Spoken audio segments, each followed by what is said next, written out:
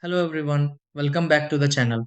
If your Electrolux AEG or Zanussi dryer is displaying the E50 error code, the appliance may stop unexpectedly or fail to begin the drying cycle altogether.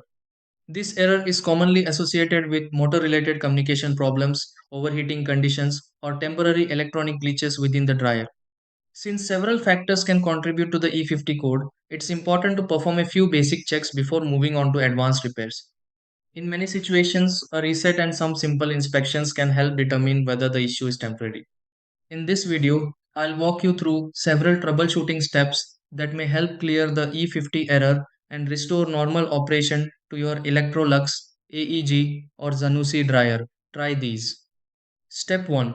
Stop the cycle and note the E50 code displayed on the Electrolux AEG or Zanussi dryer.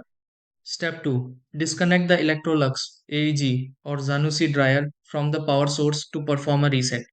Step 3. Leave the Electrolux AEG or Zanussi dryer unplugged for several minutes.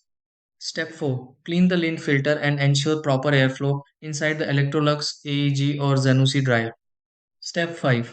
Restore power to the Electrolux AEG or Zanussi dryer and start a fresh cycle.